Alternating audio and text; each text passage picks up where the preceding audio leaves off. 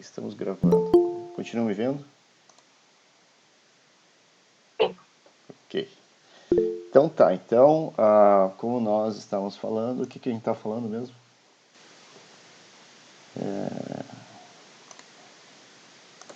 A equação de estado da água. Isso. Então nós estamos, continuamos falando da equação de estado da água do mar e como vocês podem perceber pela ênfase o quanto eu estou falando disso, é porque é uma equação realmente muito importante. Porque realmente, dentro dos aspectos da dinâmica dos oceanos ou da dinâmica dos fluidos geofísicos, a densidade que realmente é uma variável extremamente importante. E daí nós temos essa ferramenta, que é a equação de estado da água do mar, né, que a gente... deixa eu...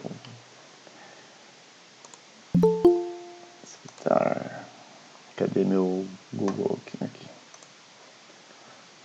Então a gente colocar lá UNESCO Equation of State Sea Water. A gente vai entrar lá, tem a equação de 1980 e tem a equação de 2010. E assim, eu recomendo que vocês entrem e deem uma olhada nesse documento técnico, para vocês captarem o rigor que é a definição da densidade da água do mar. Tá? Então, isso envolve vários cientistas de vários laboratórios do mundo, e é revisto regularmente. Tá? Então, é um documento aqui que tem 207 páginas só para falar sobre a equação do estado da água do mar. Tá? Bom, e essa equação ela faz essa mágica, quer dizer, lembrando que densidade cadê minha caneta? Aqui. Preto. Quando a gente fala em densidade, é a relação que existe entre massa e volume. Então, quilogramas por metro cúbico. Então, para mim saber a densidade, eu preciso saber massa e volume. Mas a gente já viu que isso não é prático em oceanografia. Tipo, você pegar uma amostra e levar para o laboratório e fazer isso, não dá certo. Então, a gente sabe que as principais variáveis que controlam a densidade a densidade a gente chama de a letra grega ρ, e a gente sabe que a densidade é uma variação em função da salinidade, temperatura e pressão. Então, esses três parâmetros definem a densidade. Daí tem um exercício que a gente fez. E a gente viu, então, que a relação da densidade em função da salinidade é algo assim, e que a relação entre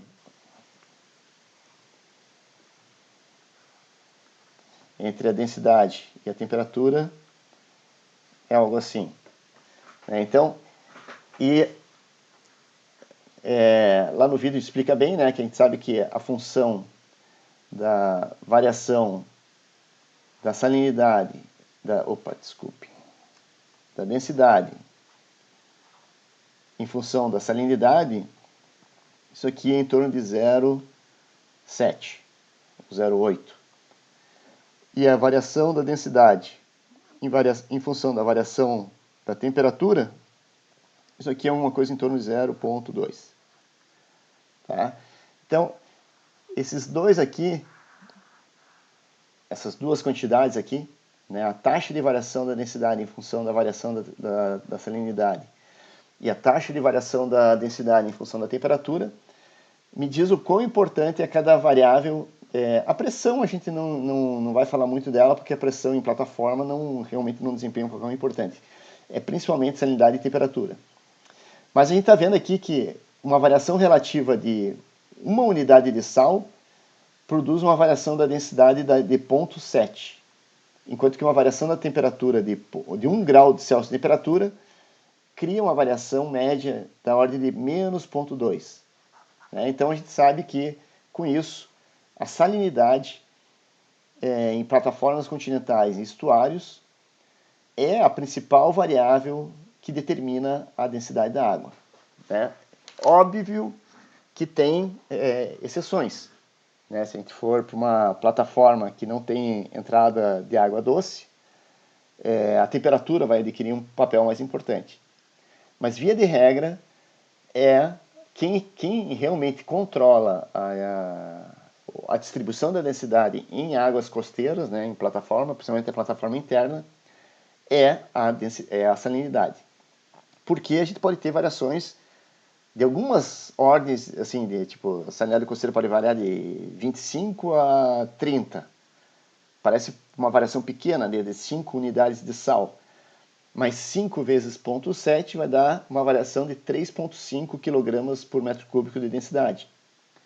E uma variação da temperatura da plataforma geralmente vai ser muito mais sutil, né? Vai ser 2, 3 graus. Então, mesmo que eu tenha uma variação de 3 graus horizontal da densidade da temperatura, isso vai provocar somente uma variação de 0,6 para baixo, né? Quilogramas por metro cúbico. Tá? Então, isso a gente deriva diretamente, então, a partir dessa ferramenta, né, que é a equação de estado da água do mar. Mas hoje, isso tudo, quer dizer, isso aqui, na verdade, a gente começou a falar disso na aula passada, falando das relações aqui, que era atividade para vocês fazerem, alguns fizeram, outros não fizeram. Daí eu coloquei um vídeo para demonstrar o uso do Google Colab para fazer isso e obter esses dois números aqui. Né? Então nós temos os efeitos termostéricos sobre a densidade e os efeitos alostéricos na densidade. Mas o tema da aula de hoje é ver o que produz essas mudanças, tanto de temperatura quanto de densidade da água. Né? Então, apagar, cadê? Não tem um apagar. Professor, Oi. eu acho que tem um pessoal tentando entrar na aula e diz que não está conseguindo. É que eu não estou vendo a tela do Google. Peraí, então vamos ver, calma.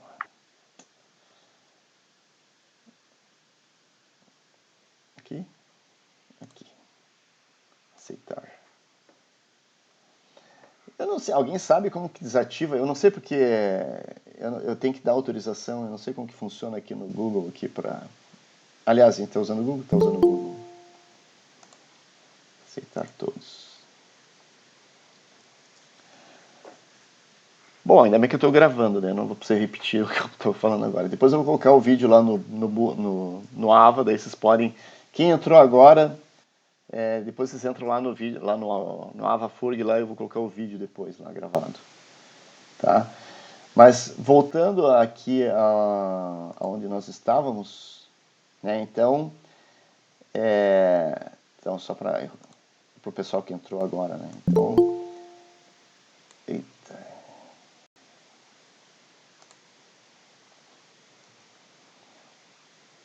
A partir da equação de estado da água do mar, eu consigo ter essas duas coisas aqui.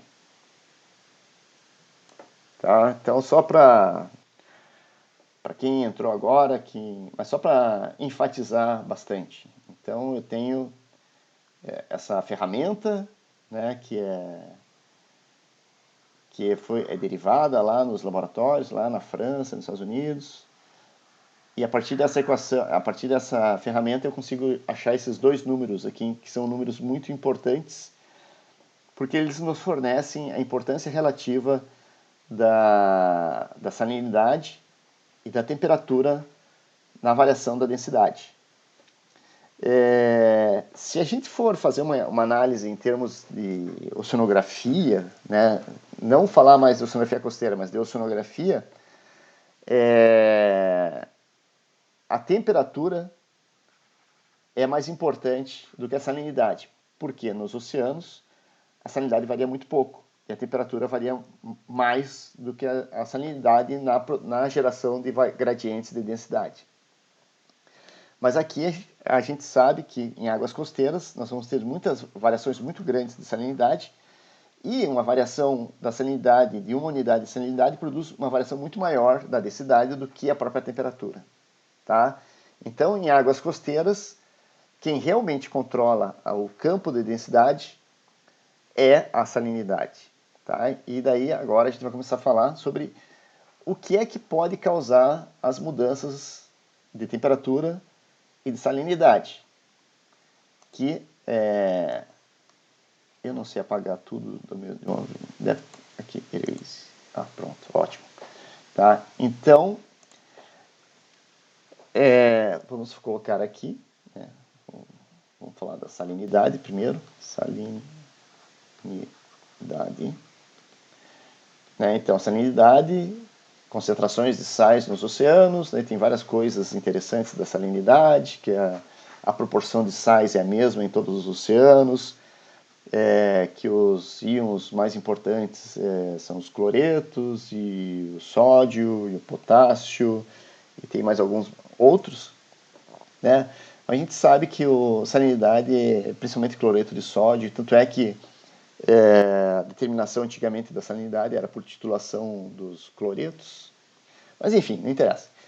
O que interessa é que a salinidade, né, é sais dissolvidos. Né? E dizer que são sais dissolvidos, especificamente dissolvidos, em um contexto geral, é importante porque estar dissolvido significa que não é afetado pela gravidade, assim, o íon não é afetado diretamente pela gravidade, né? Ele é afetado como o fluido como um todo. Se ele fosse disperso, né, ou suspendido, né, esse aí já entra em um outro nível de dinâmica.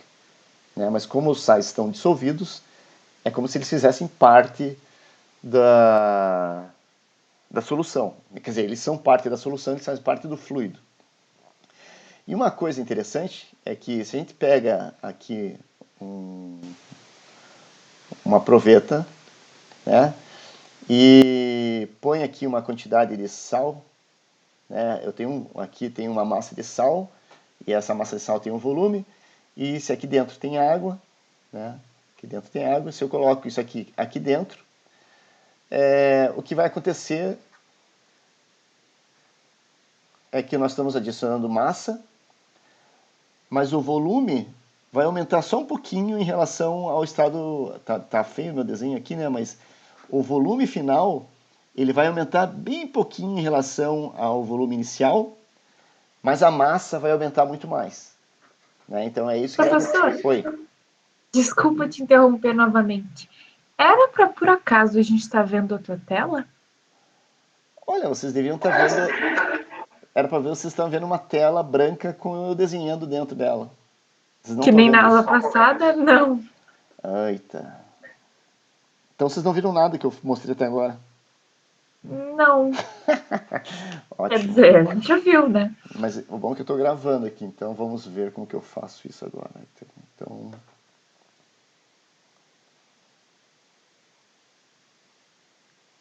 apresentar.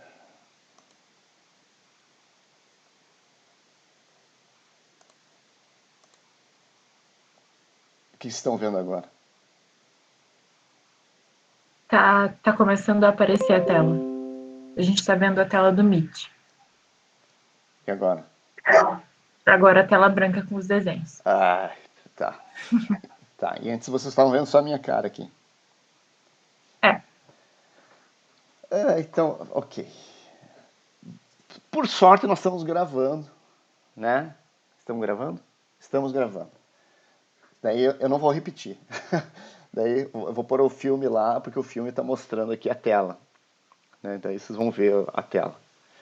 Mas então, vamos continuar. Cadê agora? Deixa eu apagar isso aqui de novo. Então, deixa eu começar de novo aqui.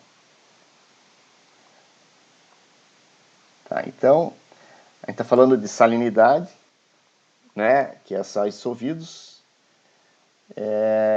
Mas um aspecto importante é que quando eu coloco, por exemplo, se eu pegar uma proveta,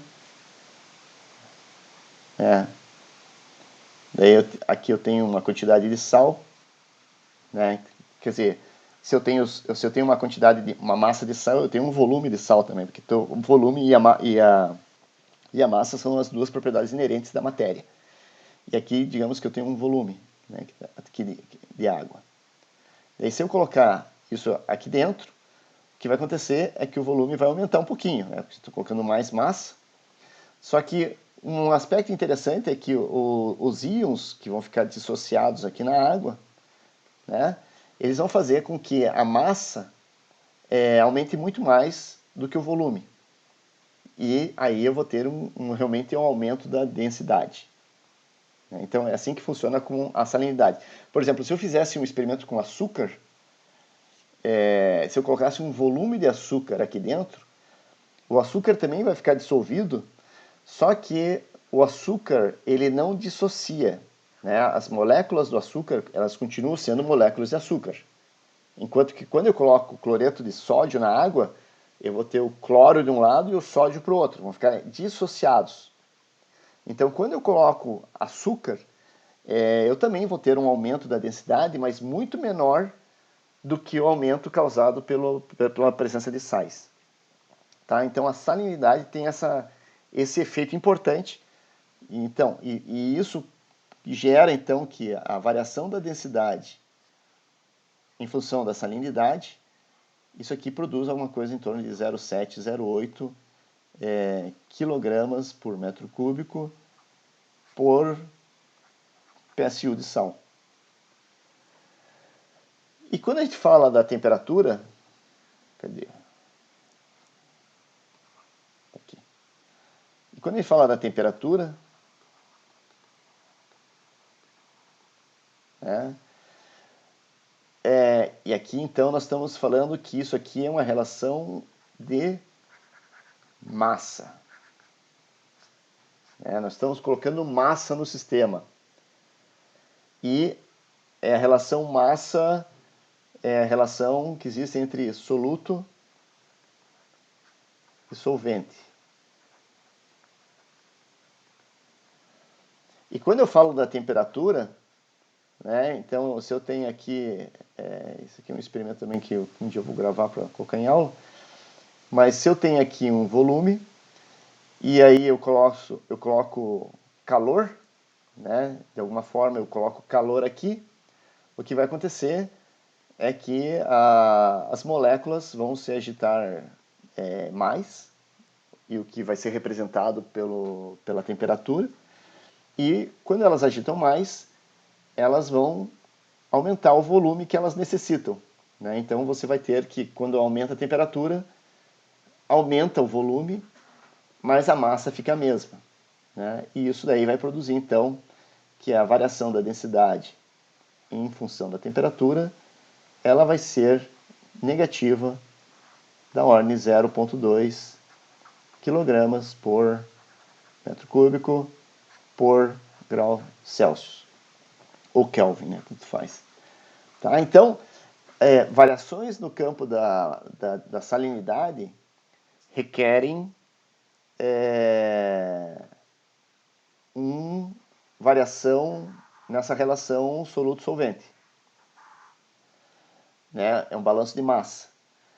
E variações no campo da densidade em função da temperatura é uma coisa que requer, que é afetada, então, através do balanço de calor. Tá? Então, são duas coisas que são independentes entre si.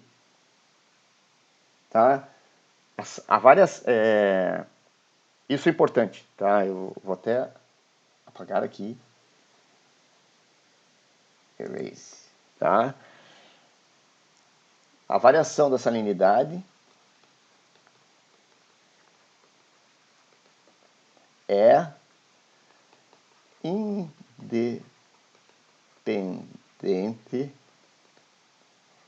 da variação da temperatura. Tá? Então, isso aqui é uma coisa importante. Às vezes as pessoas relacionam que uma coisa e a outra estão juntas, pode estar variando juntas, Mas é uma coisa importante que vocês entendam é que a salinidade, a variação da salinidade independe da variação da temperatura. Nós podemos usar até a salinidade e a temperatura juntas para caracterizar uma massa d'água, porque ela se formou em tais condições em que a salinidade vai ser tal e a temperatura vai ser tal. Mas salinidade e temperatura são duas variáveis independentes entre si. Uma pode aumentar ou diminuir independente do que acontece com a outra. A salinidade é uma relação direta do balanço solvente-soluto. A temperatura é um resultado direto do balanço de calor da água. Tá? Então, esse conceito é bastante importante. Tá? Uma coisa independe da outra. Bom, para causar variações, então, da salinidade, né? Então, vamos colocar uma caneta azul. Variações da salinidade.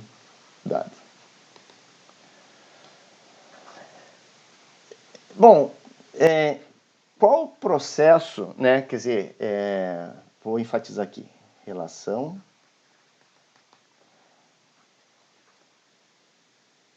soluto solvente. Né? Então, depende de quanto soluto eu tenho e quanto solvente que tenho. Então, para eu mudar a relação soluto-solvente, quais são as possibilidades que eu tenho?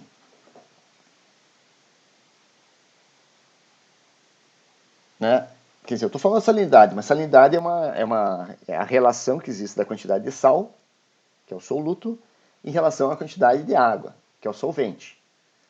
Quais são as possibilidades de eu aumentar a salinidade? Por evaporação? Nós estamos falando mais assim, em termos do balanço entre soluto e solvente. Né? Antes de falar dos processos que podem levar a isso, né? Mas se eu tenho uma relação soluto-solvente, qual é a possibilidade de aumentar a salinidade? Tem duas opções. Aumentar o soluto ou diminuir o solvente? Exatamente. Né? Então, se eu manter a quantidade de solvente constante e colocar maior quantidade de soluto, eu estou aumentando a concentração.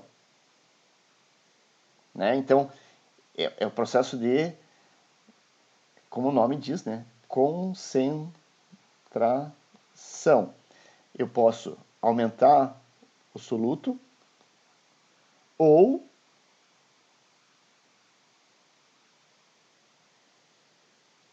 qual que é a outra opção de eu concentrar? Diminuir o solvente? Diminuir o solvente. E sem resposta às perguntas, tá? Solvente.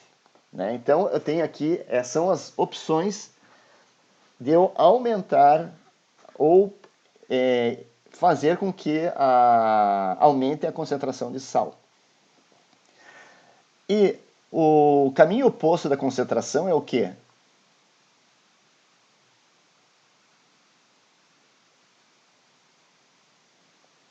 Tá? Se eu quero aumentar a concentração, eu tenho a opção de aumentar o soluto ou diminuir o solvente. Mas qual que é o sentido oposto à concentração? Como que é o nome do processo oposto ao processo de concentração? Diluição. Diluição.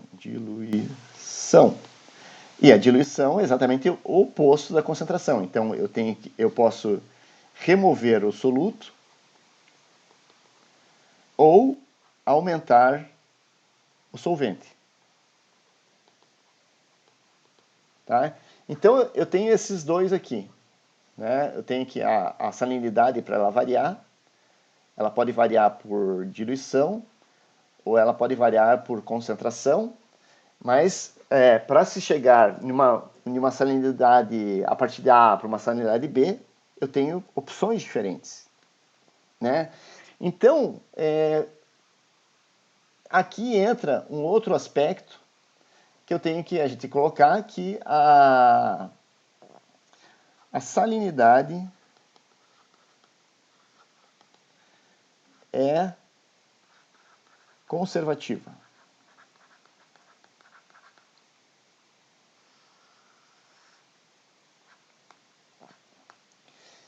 Né? E eu acho que o que significa dizer que a salinidade é conservativa?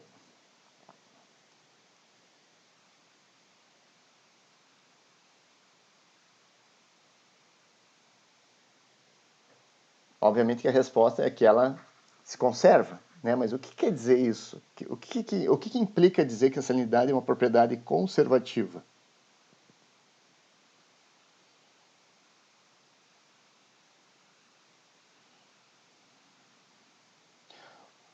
Ou, assim, essa não é uma afirmação 100% correta dizer que a salinidade é conservativa, mas, assim, a sentença completa seria que a salinidade é uma propriedade conservativa nas condições ambientais normais que a gente encontra a água do mar. Mas alguém poderia me dizer algo assim, por que a gente pode dizer que a salinidade é conservativa?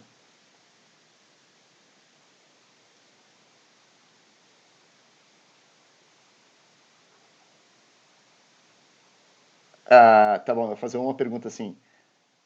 Vocês já ouviram falar disso, né? Em química, possivelmente. Eu acho. Ou não? Eu não tô vendo o chat, tá? Vocês vão ter que falar, porque eu tô vendo a minha tela branca aqui.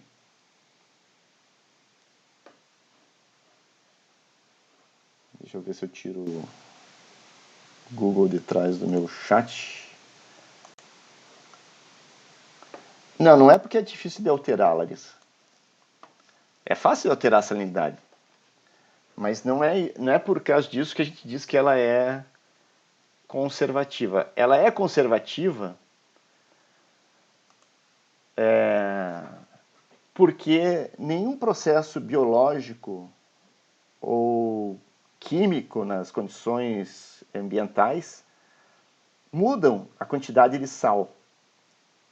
Né? Por exemplo, se vocês ingerem sal, o sal passa por vocês e vocês devolvem o sal tal qual vocês ingeriram o sal. Né? Os peixes fazem isso, as baleias fazem isso, os golfinhos fazem isso, as tartarugas fazem isso, as aves marinhas fazem isso, elas absorvem sal, né? Tomam água salgada, mas devolvem o sal para o ambiente tal qual ele foi absorvido.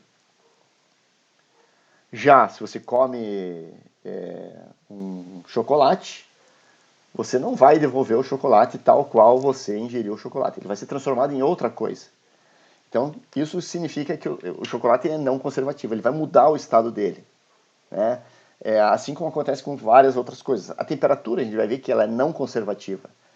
Mas o sal, ele é conservativo.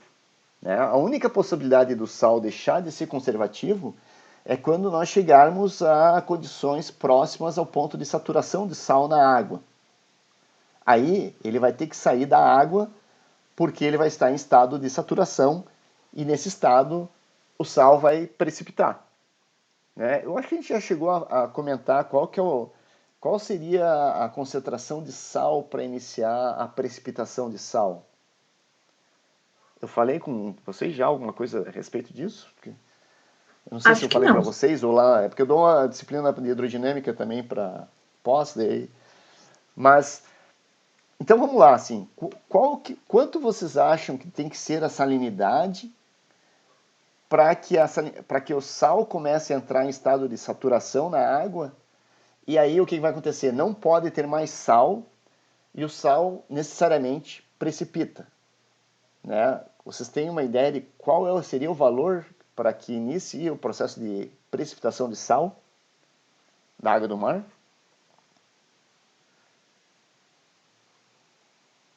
Né? Se um dia vocês forem lá para o Nordeste, lá para Areia Branca, lá no Rio Grande do Norte, lá tem as salinas, né? Que são os tanques que eles pegam água do mar, eles jogam para dentro desses tanques e o vento e o sol, né, fazem com que a água evapore. Daí o que vai acontecer? A água vai concentrando pela retirada de solvente, e até que chega uma hora que o sal chega no estado de saturação. E aí ele precipita. E daí quando ele precipita, o pessoal recolhe, separa lá os componentes, né? Porque separa o magnésio, que faz mal para a saúde, daí você tem lá só o cloreto de sódio puro, daí põe no saquinho, né? Coloca iodo para... Iodo não, é flúor, né? Para os dentes, e vende no supermercado. Então é assim que é extraído o sal. Mas vocês sabem qual é o valor do início do processo de precipitação? Alguém chuta aí algum valor?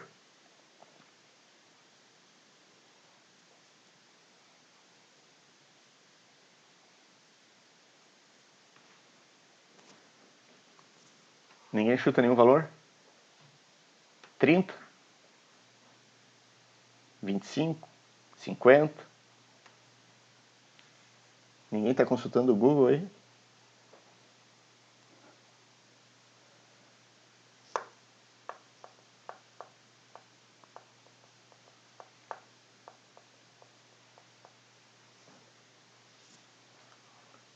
Ó, qual que é a salinidade da água do mar?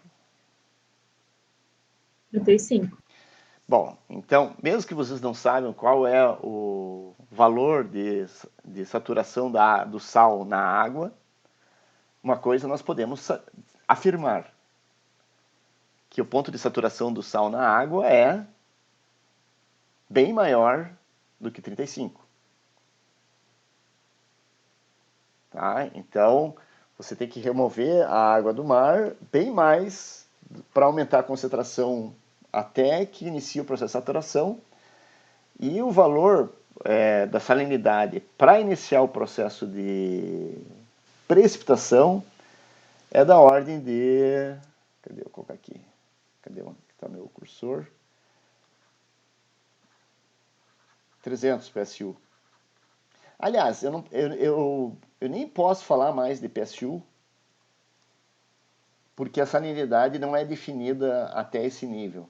Né? Então, a escala da salinidade, eu acho que vai até 70, 60 ou 70. Mas quando você chega a níveis de salinidade de 300 gramas de sal por quilograma de água, é aí que você começa a ter o processo que o sal não é mais estável dissolvido e ele é forçado a precipitar, né? E ou vai para o fundo ou sei lá o que acontece com ele. Tá? Então, é 10 vezes mais, uma ordem de magnitude maior do que a salinidade dos oceanos.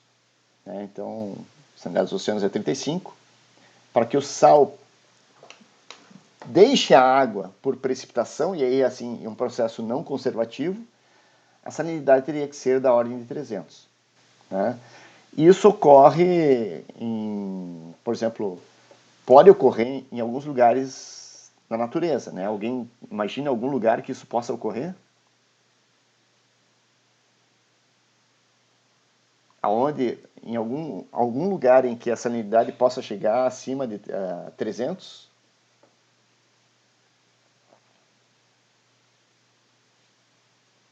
Mar Morto, talvez? Eu vou até consultar aqui, vamos ver aqui, ó, salinidade do Mar Morto. Não, possivelmente, tá? Mas no Mar Morto em si, Mar Morto, Dead Sea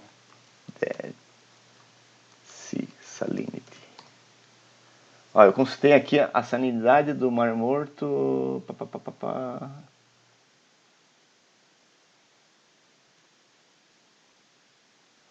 Ué, só isso? Pode ser.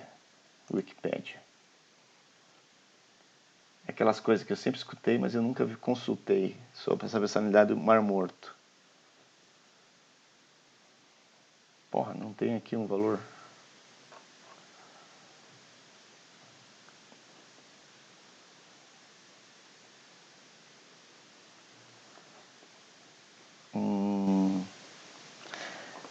Olha, não achei aqui a salinidade do Mar Morto.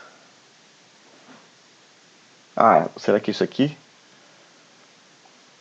Ah, mas eu não... Pois é, então, esse é um problema, porque nós não podemos falar de salinidade do Mar Morto, porque a salinidade é uma variável definida para a água do mar. E o Mar Morto não é exatamente um mar, né? É um lago, e as proporções dos elementos dissolvidos no Mar Morto não são iguais do mar, né? Então, a definição de salinidade, tal qual a gente usa para a oceanografia, a gente não pode usar para o Mar Morto. E eu não sei qual que eu não achei aqui a salinidade do Mar Morto. Podia ter aqui, ó, a salinidade é... Não achei, não tenho certeza. 35? Não pode ser. 35 é a salinidade do mar. Mas isso aí não... Tá, mas pode ser, sim. É, tem umas fotos do Mar Morto aqui que tem precipitação, talvez. Mas isso aqui não parece ser o Mar Morto. Mas pode ser. Por exemplo, aqui, ó. Talvez seja, né? Que se isso aqui for no Mar Morto, vocês estão vendo aqui o sal precipitado, né? E talvez seja da ordem de possa chegar em 300 em alguns cantos lá, né? Então vocês estão vendo aqui o sal precipitando. Então, nesse caso, a gente não pode dizer mais que a salinidade é conservativa nessa situação. Mas, nas condições oceanográficas que nós temos, em que a salinidade nunca, assim, nos oceanos raramente vai passar de 37, a salinidade pode ser dita como uma propriedade conservativa. Tá, cadê eu? Tá? Então, isso que significa dizer que a salinidade é conservativa. Então, ela só pode mudar pela mudança. Eu não posso mudar isso aqui. Deixa eu pegar o vermelho. Então, isso aqui não acontece.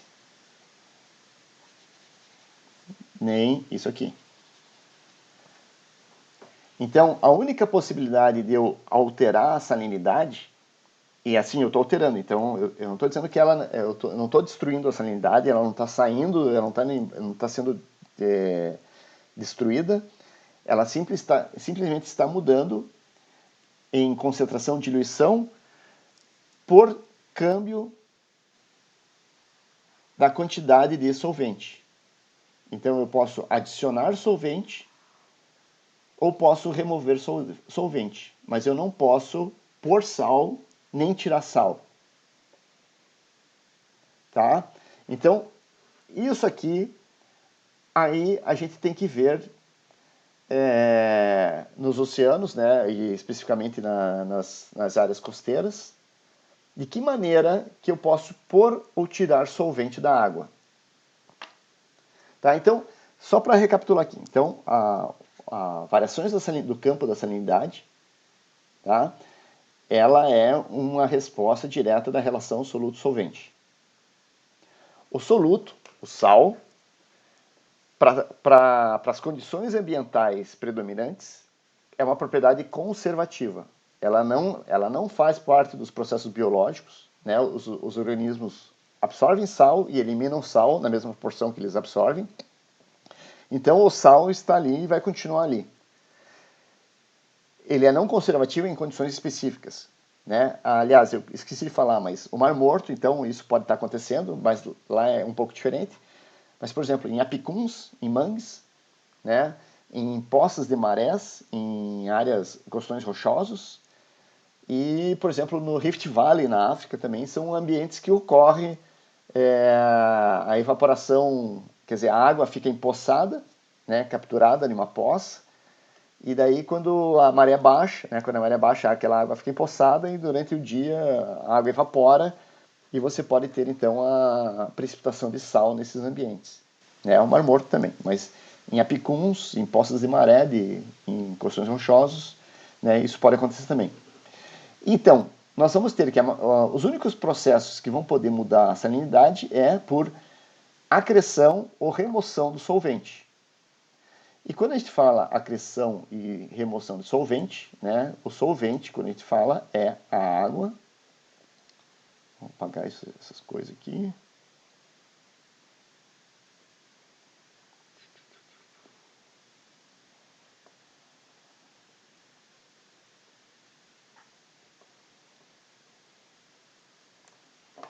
Né? Então, os processos que vão nos levar à mudança da salinidade vai ser...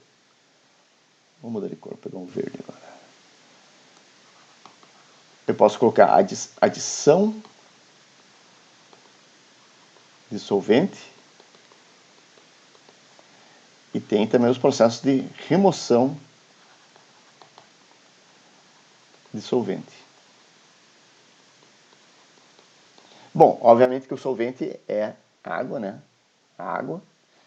Então, quais são os processos que me causam, que me produzem a adição de solvente?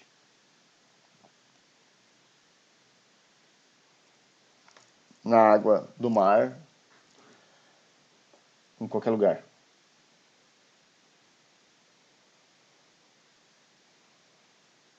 Que maneira que nós podemos adicionar água à solução? Que processo natural que causa isso? Chuva, degelo. Bom, vamos por partes. Então, vamos colocar aqui o nome técnico do fluxo vertical de água da atmosfera para a superfície, que tanto faz a superfície continente ou a superfície dos oceanos, que é precipitação. Que não é a mesma precipitação de sal, quer dizer, o processo físico é o mesmo, mas a precipitação aqui inclui chuva, neve, não dá para dizer que tem orvalho aqui, mas, por exemplo, nevoeiro, granizo. Então, qualquer mecanismo que acarrete o transporte de água da atmosfera para a superfície, a gente chama isso aqui genericamente de precipitação atmosférica, tá? Mas entenda que não é exatamente a mesma coisa quando a gente fala de precipitação química, ou essa precipitação que eu falei do sal. Né? É parecido, mas não é exatamente a mesma coisa. Tá? Então, precipitação atmosférica, né, da água. Falou outro também, qualquer outro? De gelo? Isso. De gelo. E aqui eu vou deixar uma interrogaçãozinha. Né? Qual mais?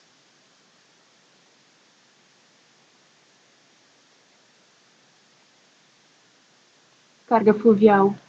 Vou colocar aqui então também a descarga. Vou colocar diferente aqui. Vamos colocar como aporte continental. Tá? Então eu tenho esses processos aqui. Então, o aporte continental porque não é só a descarga fluvial, né? Tem a descarga fluvial, que seria os rios, mas eu posso ter também a descarga subterrânea. Né? Quando você tem, por exemplo, aqui uma planície costeira arenosa, quer dizer, você pode ter um fluxo não desprezível de água no subterrâneo também. Tá? Então, esses são processos que levam a contribuição de solvente para a solução e que aí causam o quê? A diminuição da salinidade. Né? Você está colocando massa de solvente, a massa de soluto você não pode mudar, né? A gente já viu por que não. Então, o que nós podemos fazer é mudar a massa de solvente. Então, colocando solvente, nós estamos fazendo que a salinidade diminua. Então, a precipitação não tem muito o que falar, né? O fluxo vertical, o aporte continental também, o que vem do continente. Mas uma única palavrinha aqui, só para esclarecer, é que quando vocês falam em degelo, né, e vocês já ouviram muito falar do degelo, nós temos dois tipos de gelo, né, normalmente quando a gente fala em oceanografia. Né? Alguém saberia me dizer quais são os dois tipos de gelo que nós temos? né? Quer dizer, porque os dois tipos de gelos, eles têm origens bem diferentes. Né? Ou vocês acham que todo gelo é igual? Quer dizer, todo gelo é igual no seu sentido físico de ser. Mas eu tenho que o gelo pode ser originado por dois processos bem diferentes. Né? Então, eu posso ter aquele gelo que foi formado pela precipitação, né? A neve caindo sobre um continente. E aí, essa neve caindo sobre o continente, ela vai formar o quê?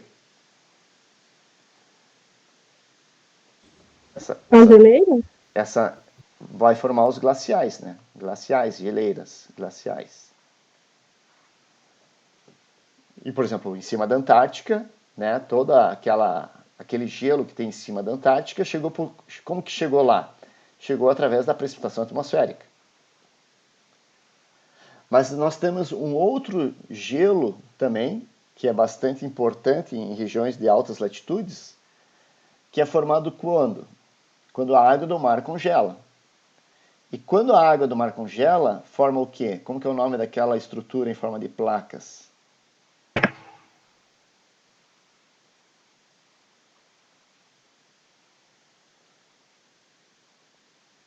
Ninguém? É gelo marinho mesmo? Mas não tem o nome aquilo. Como que é o nome como que é o nome daquelas placas de gelo que formam no Ártico e no Mar de Weddell, no Mar de Ross?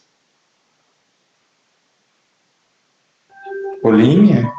Não, polínia é outra coisa. Mas a polínia se forma entre aquelas placas de gelo e a geleira. Ninguém sabe o nome. Estou escrevendo aqui. Ninguém nunca ouviu falar esse nome? Pior é que não tinha ouvido falar. Né? Não? Bom, então, a placa de gelo que forma na Antártica, em volta da Antártica, né? Na Antártica, no Polo Sul não forma banquisa. Por que no Polo Sul não forma banquisa?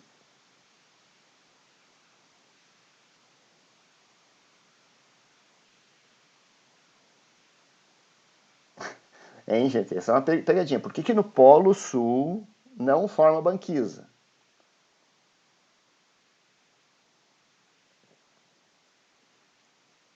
A banquisa são aquelas placas de gelo quando a água do mar congela. Né? Quando a temperatura lá está extremamente fria, né? Então vários graus abaixo de zero, a temperatura da água fica lá, chega a menos 1,7, 1,8 e começa a congelar a água do mar. E daí forma uma placa de gelo, e essa placa de gelo tem o nome de banquisa. Né? Então é a água do mar que congelou. E aí eu estou fazendo uma pergunta. No Polo Sul não forma banquisa. Por que no Polo Sul não forma banquisa?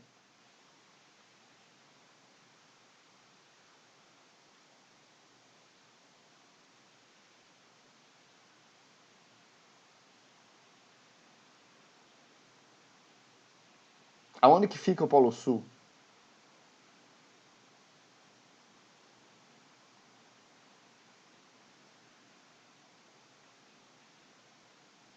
O Polo Sul é um ponto no planeta. Onde fica esse ponto no planeta? Fica a 90 graus de latitude sul. Certo? E o que tem em 90 graus de latitude sul? Continente. Um continente. Então lá não pode formar banquisa, porque banquisa é a água do mar que congela. E em 90 graus sul, nós temos um continente chamado Antártica. Tem 3 quilômetros, 4 quilômetros de gelo em cima lá da Antártica nesse lugar. Mas aquele gelo que chegou lá, ele não veio do mar. Quer dizer, não veio diretamente, ele veio indiretamente do mar, possivelmente. Mas ele chegou lá através da atmosfera. E precipitou lá como neve, ou sei lá, uma tempestade, né? E esse é um gelo continental, glacial, que quando ele derreter, ele é uma contribuição continental de gelo para o mar. E quando a gente fala em degelo, né, tem esse dupla conotação, porque a gente pode estar falando do degelo de uma geleira, né, que esse é um processo, que é uma coisa, mas tem o degelo da banquisa, né, que ocorre todos os anos num ciclo sazonal. Né? Então a banquisa forma e derrete em um ciclo de verão, inverno, verão, inverno, verão, inverno. Então o Ártico acontece isso e lá na Antártica, em volta da Antártica, ocorre isso também. Tá? A formação, o congelamento e o degelo da banquisa.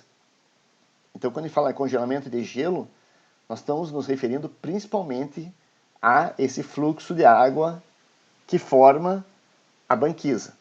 Tá? Então banquisa é o nome que leva o nome desse gelo da água do mar. Que, na verdade, assim, é um gelo que inclusive tem sal. Né? Se ele for formado recentemente, ele pode capturar, pode ficar com sal capturado entre o gelo, né? E não dá nem para tomar. Quer dizer, só se você, depois de um tempo, que o sal vai sair. Então, aqui a gente esclarece quais são os mecanismos pela qual nós podemos ter uma redução da salinidade. Né? Então, a salinidade é relação solo-solvente, e nós vamos ter a diminuição da salinidade ou por precipitação, ou por degelo, ou por aporte continental. Mas, se a gente está falando de plataformas continentais, né, nós não estamos falando dos oceanos completos, né, nós estamos falando das plataformas continentais. Aí nós vamos ver que quando a gente for computar, por exemplo, a precipitação, ela vai ter um papel relativamente pequeno. Quem vai ser realmente mais importante vai ser o aporte continental. Tá? Nos oceanos, deixa eu falar primeiro, antes de falar dos oceanos, vou falar aqui. E remoção de solvente. Como que a gente pode remover solvente ou água? Para remoção, nós temos dois processos só. Como que a gente pode tirar água do oceano? Congelamento e evaporação. Né? Então vamos colocar aqui primeiro evaporação ou congelamento.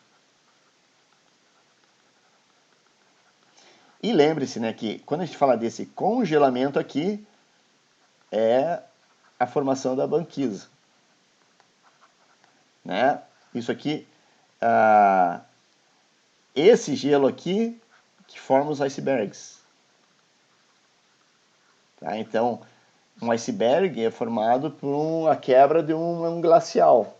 Né? Um glacial que chega no mar, quebra e larga lá um pedaço de gelo, mas aquele gelo foi um gelo continental, formado sobre o continente. Enquanto que aquelas placas de gelo, que formam as banquisas, não formam icebergs. Tá? Então, se atentem a isso. E nós temos a evaporação, né, que acontece em qualquer lugar. Né? Evaporação é uma questão de probabilidade e calor, né, e ponto de equilíbrio da água.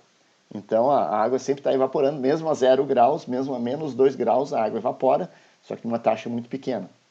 Então nós temos evaporação. Só que quando a gente contabiliza, assim, agora indo para a nossa plataforma continental, né, assim, quando a gente compara assim, duas coisas, o balanço que tem entre precipitação e evaporação, né, que é o fluxo vertical. Deixa eu limpar aqui a tela para ficar mais fácil. Mouse está aqui. Mouse está aqui. Então, se a gente pegar aqui uma plataforma continental, fazer uma linha de costa aqui é a superfície. Então, a plataforma continental aqui, um pedaço de, aqui é o fundo, aqui é a linha de costa. Então nós temos que essa distância aqui pode ser, digamos, 150 km.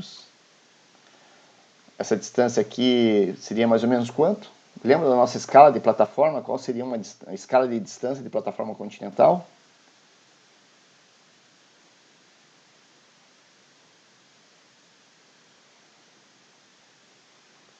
km, ok.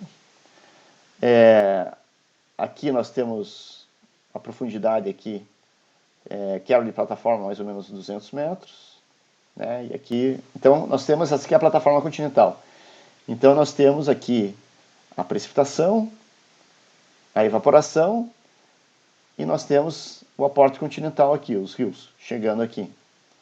Né? Então, via de regra, né, quer dizer, esses dois aqui eles podem até ter alguma importância relativa, mas geralmente a contribuição continental desempenha um papel muito mais importante em relação às trocas verticais. Né? Então, isso aqui vai ser importante em oceanografia em larga escala, né? Por exemplo, a definição das zonas onde chove mais, chove menos, né? A presença de TCZ. Então, nos oceanos, realmente o balanço vertical vai influenciar a salinidade. Mas quando a gente chega próximo dos continentes, a gente vai ver que o aporte continental, mesmo que relativamente pequeno, pode ter um efeito muito mais relevante do que as trocas verticais. Né? Então, geralmente a gente vai ter uma variação muito grande lateral aqui da salinidade, e isso costuma ser muito mais preponderante, e assim, entendam, isso não é uma regra geral, mas isso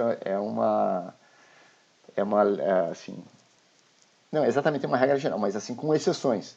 Você pode ter plataformas onde o balanço de evaporação e precipitação é mais importante do que o aporte fluvial. Mas, via de regra, o aporte continental desempenha um papel muito mais importante na salinidade costeira do que evaporação ou precipitação.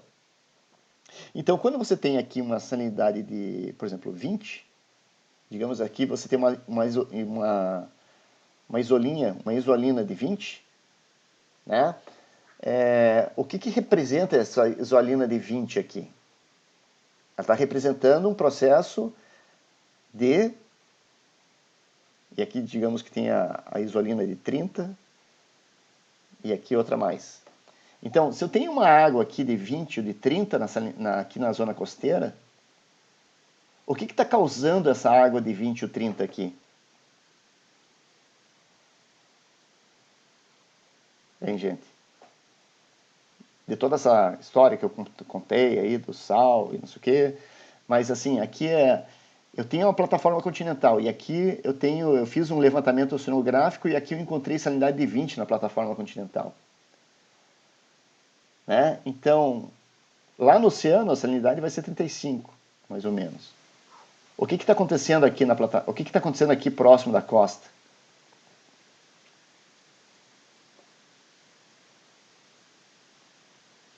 Eu tô tirando o sal da água aqui? Está acontecendo uma diluição, pode ser por aporte. Exatamente. Diluição. Essa é a palavra que está acontecendo aqui. Então, quando a gente vai, assim, lembre-se, o sal, eu não posso colocar sal na água nem tirar sal. Isso vocês entenderam, né? Tá claro. O sal só vai sair da água se nós chegarmos a uma salinidade de 300. Que não, só vai acontecer em condições muito extremas, em condições muito especiais. Eu não posso tirar, então, imagine que para eu tirar sal tem que chegar em 300, não tem como aqui, né? Se eu estou com salinidade de 20, né, não tem como.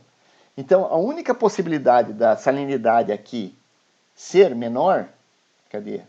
A única possibilidade da salinidade aqui ser 20 é porque está ocorrendo diluição.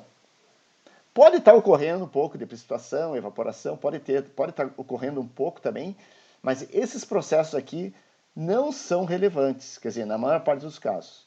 Né? O que está acontecendo é que a salinidade costeira vai ser menor, simplesmente pelo fato que você está fazendo o quê? Colocando solvente. Né? Você está trazendo... no continente, a precipitação é maior do que a evapotranspiração, e por consequência você vai ter o excesso de água sendo drenada pelos rios e chegando na zona costeira. E aí nós vamos estar causando, então, a diluição da água do mar pelo aporte continental sobre as plataformas continentais.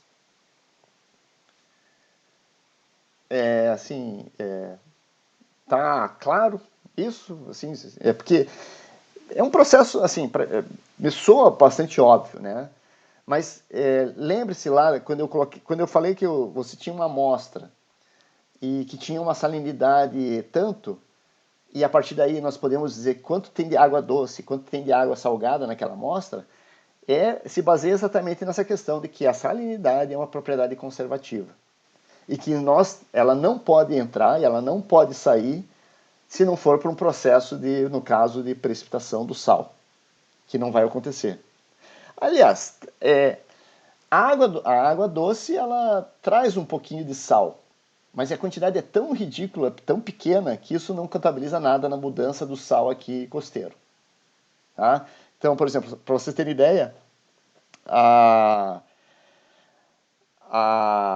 gente não dá nem para falar de salinidade de água de rio, né? Mas a condutividade da água do mar é da ordem de 40 mil milisiemens por centímetro. Tá? A condutividade da água de rio é da ordem de 300 microsiemens por centímetro. Tá? É uma quantidade ínfima, minúscula, tá? Comparado com a água do mar. Bom, então esses são os processos pela qual a salinidade pode variar. E, sim, só para adiantar só um pouquinho, né, mas sem querer avançar muito, né, mas se eu estou diluindo a água aqui, né, digamos assim, a salinidade aqui é 20, e na mesma altura aqui a salinidade é 30. Lembram lá do experimento do Lock Exchange? Né? Aqui eu tenho um gradiente horizontal de salinidade, e sabendo que a densidade é função da salinidade, então eu sei que aonde que eu tenho a água mais densa? Eu sei que aqui a água é mais densa do que aqui. Quer dizer, aqui a densidade aqui, vou colocar a densidade B, é maior do que aqui nesse outro ponto, vou colocar a densidade A. Então, o que vocês acham que vai acontecer aqui quando eu dissolver a água aqui? A água aqui vai ficar mais leve. E aqui a água é mais pesada. E o que vocês acham que vai acontecer aqui?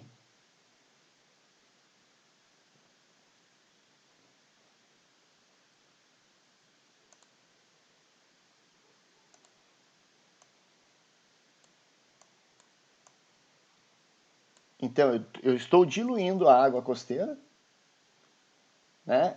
Então, aqui, eu tenho aqui que a salinidade aqui é menor que aqui. Então, a água aqui é mais densa, no mesmo nível. Então, aqui a água é mais pesada do que aqui. O que vai acontecer com o que vocês imaginam que vai acontecer com a água aqui na... Vai ocorrer um processo de mistura?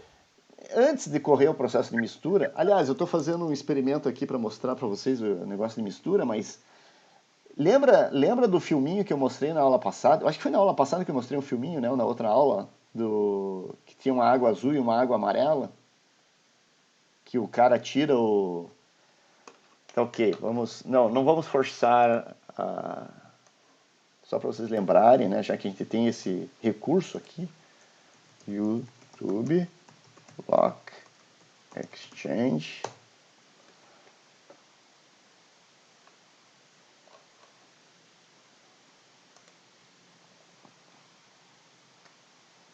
Acho que guardar aquele vídeo.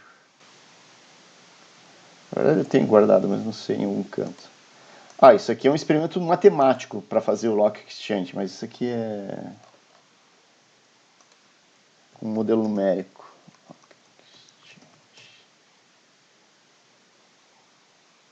É esse aqui? Não é esse aqui. É esse aqui. Lembram? Ninguém lembra? Lembramos. Tá, então, Foi só... Ó, então, cadê? Aqui, antes, ó, aqui eu tenho água doce, aqui eu tenho água salgada. Plastic divider and see what happens. Daí quando ele vai tirar a parede, então, ó o que aconteceu. Então, ó, o que vai acontecer aqui, gente?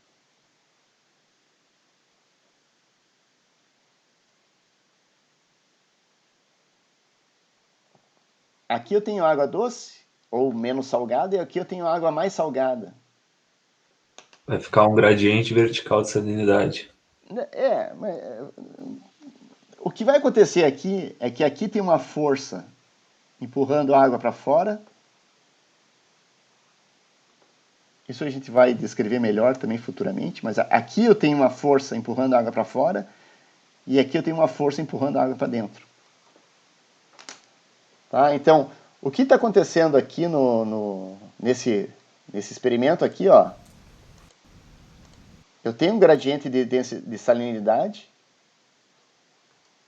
e aqui eu estou mostrando que a contribuição continental de água doce produz esse gradiente de densidade também.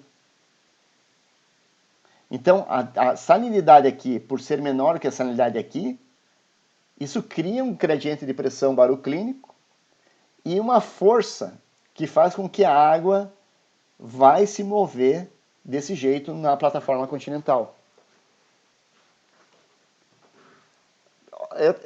É um fio, assim, é uma meada longa, desde a equação de estado até nós chegarmos aqui, né? Mas a presença, assim, primeiro, a salinidade menor da plataforma continental é o resultado da diluição em função do aporte continental. Isso cria um gradiente transversal de densidade.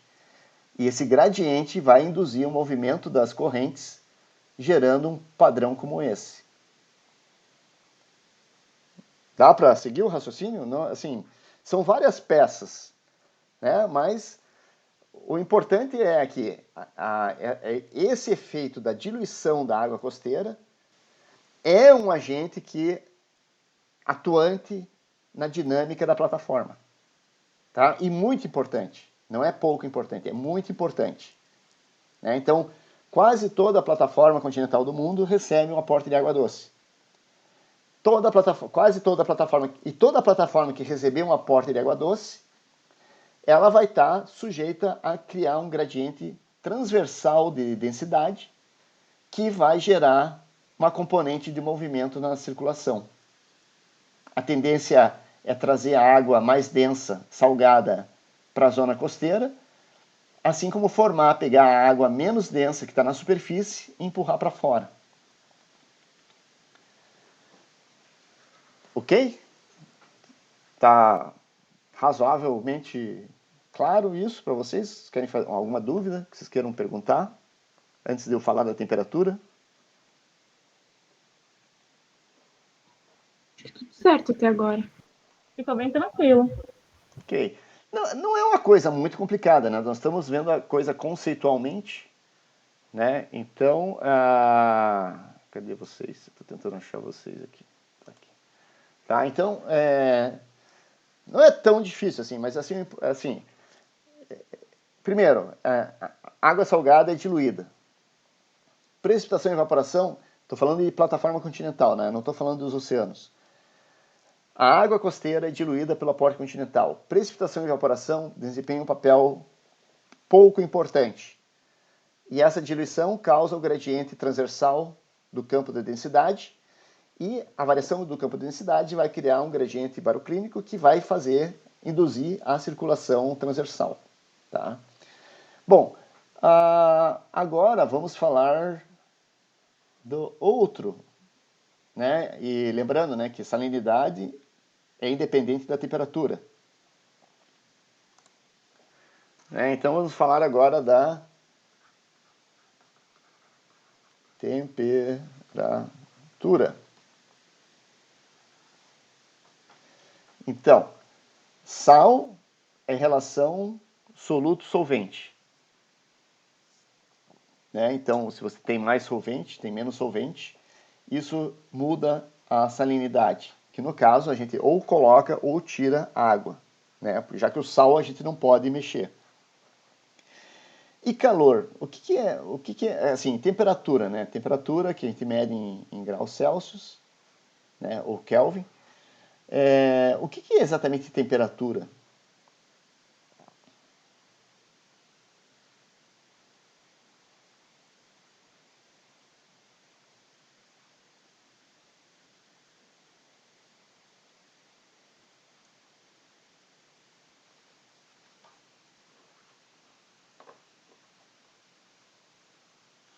Né? Alguém já pensou para perguntar? Alguém já perguntou o que é exatamente temperatura? A quantidade de calor armazenada no corpo? Não exatamente, porque qual que é a unidade de calor?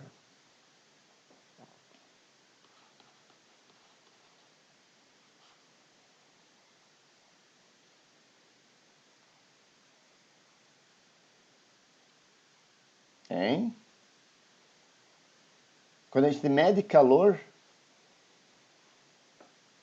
qual que é a unidade que nós usamos para quantificar a quantidade de calor?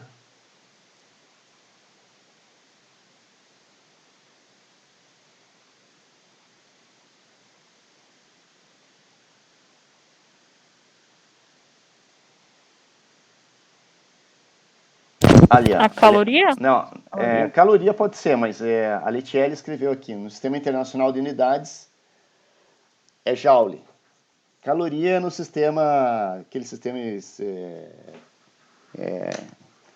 sistema tradicional inglês lá, usava caloria, mas quantidade de calor é Joule.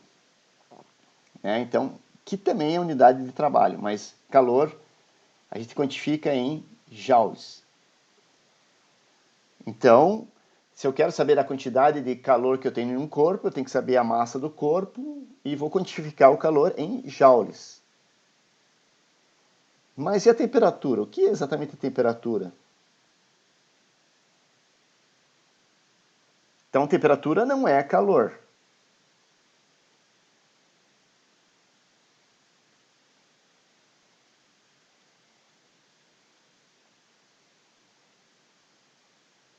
A temperatura, ela é muito útil para dizer se um corpo está ganhando ou perdendo calor. Mas ela não é calor. Quando que eu sei que um corpo está ganhando calor?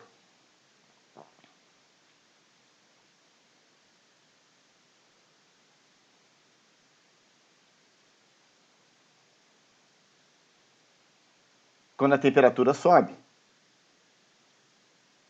Por quê?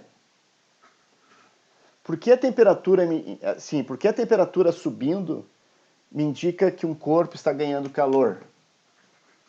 Então, assim, existe uma relação entre temperatura e calor, né? Mas ela não é tão simples assim.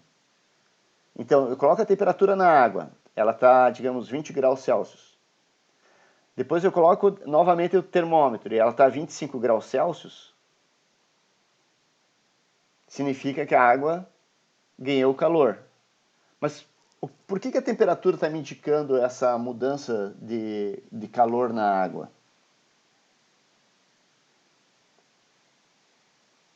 Como que funciona um termômetro, gente?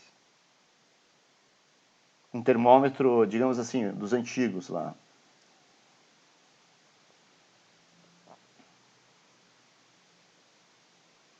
De mercúrio, de álcool.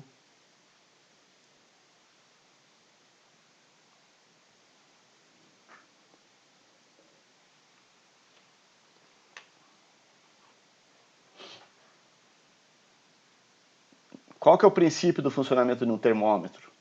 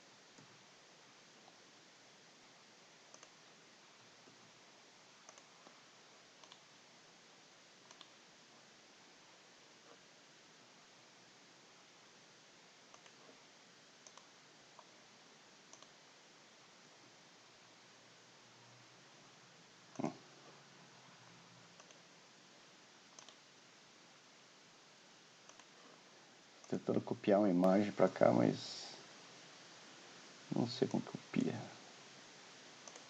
Então, gente, como que funciona o termômetro? O termômetro funciona... Tá feio aqui. Mas você tem um fluido, né, com bulbo e um capilar. Daí o que acontece quando você coloca calor aqui nesse...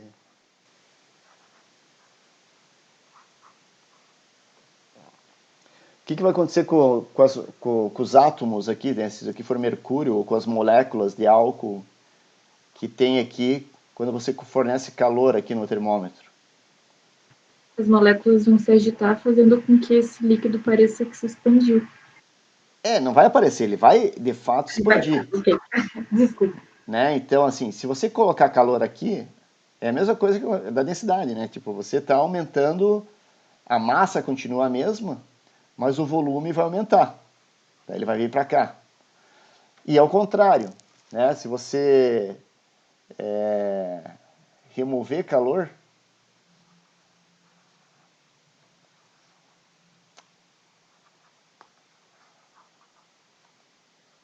se a gente fizer o processo ao contrário,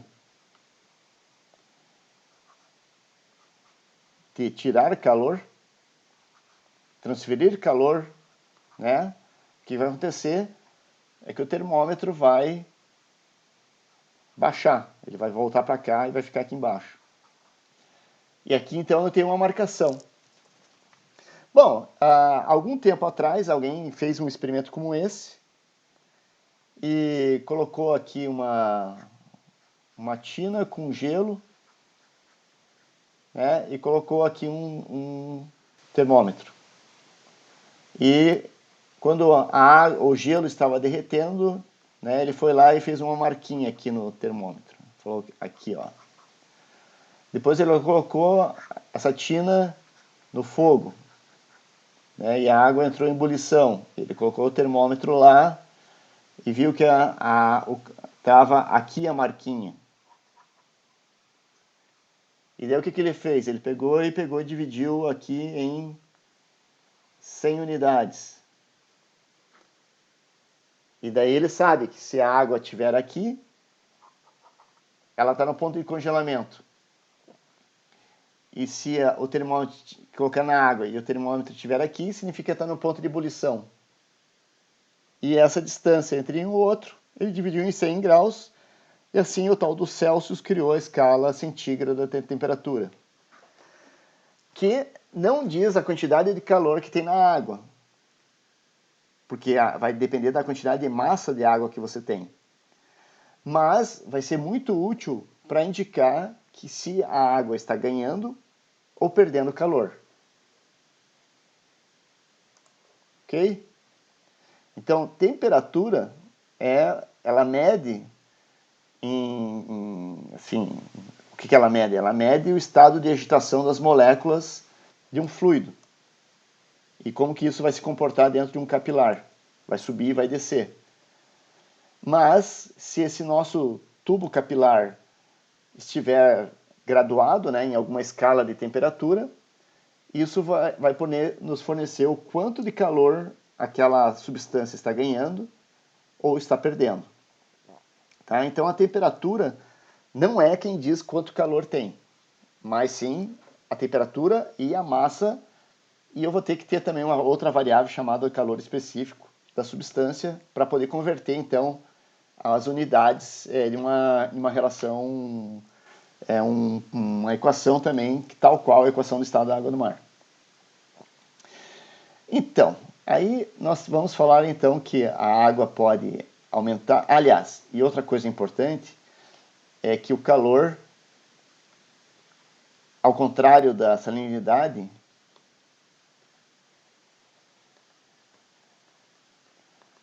ele é não conservativo. Né? E por que o calor é não conservativo? Porque ele não se conserva. Né? Porque ele pode mudar de um lugar para outro, ele pode ser transferido, ele pode simplesmente mudar, e tem diferentes mecanismos de transferir calor de um lugar para o outro. Tá? Então, isso é uma condição bastante importante quando a gente mede a temperatura. Lembra lá do problema, né, de eu medir a densidade da água? Eu pegar uma amostra de água, medir a massa e medir o volume. Mas se eu for pegar uma amostra de água que estava lá no meio da plataforma continental e quiser fazer isso, assim, vou pegar a amostra. O fato de eu tirar a amostra de onde ela está, trazer para o convés do barco, levar para o laboratório, o que vai estar acontecendo? A temperatura vai estar sendo trocada.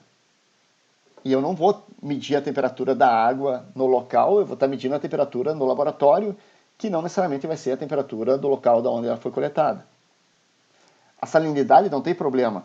Eu posso coletar a água, uma garrafa, e 1 ano depois, se eu quiser medir a salinidade depois, a salinidade não vai ter sido alterada se eu deixar o frasco fechado, né? Que não há nem entrada nem saída de água.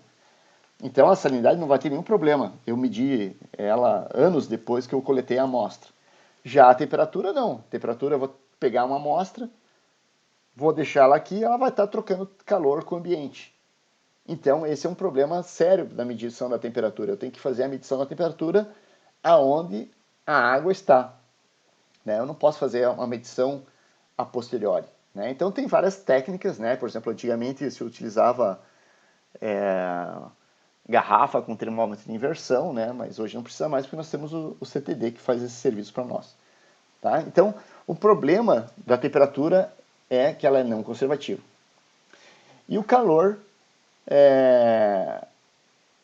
a gente possivelmente vai falar um pouco mais do calor adiante, né, no curso, né? Mas o calor tem várias formas. Né? Ele pode ser transferido também em diferentes processos. Deixa eu apagar aqui de novo. Né? Então, da maneira mais fácil que eu posso imaginar de começar a falar de calor para vocês,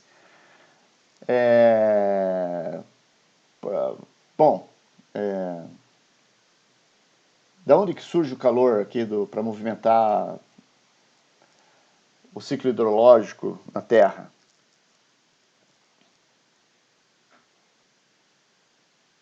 Qual que é a fonte de calor? O Sol. É o Sol, né? Então, cadê? Eu perdi vocês de novo, tá aqui. Tá, então nós temos lá o Sol. Né? E o que acontece no Sol para gerar calor?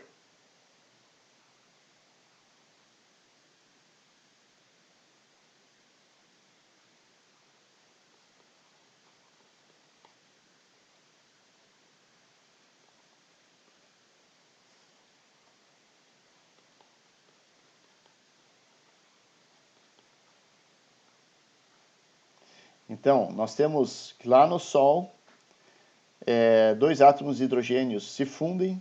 É um pouco mais complicado, tá? Não é tão simples assim. Mas, em resumo, você tem a fusão de 2 átomos de hidrogênio. Isso produz um átomo de hélio mais um monte de energia. Né? Tipo, literalmente uma explosão termonuclear. Tá? Então, isso está acontecendo a uma escala absurda lá no Sol e liberando calor. Né? E na verdade, esse calor ele é irradiado para o espaço, né? E no formato do que a gente chama de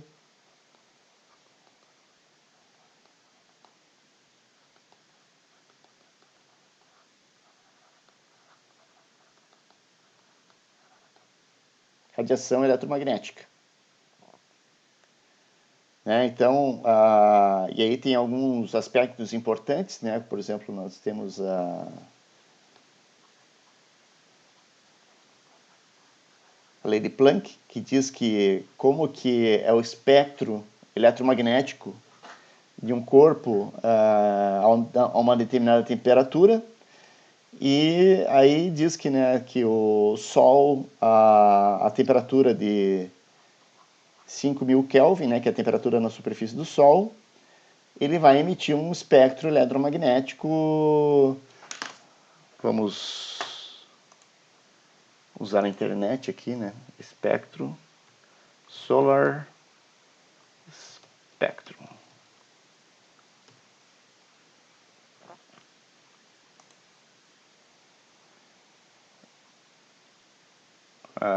Isso aqui serve. Aliás, não, essa aqui está muito feia.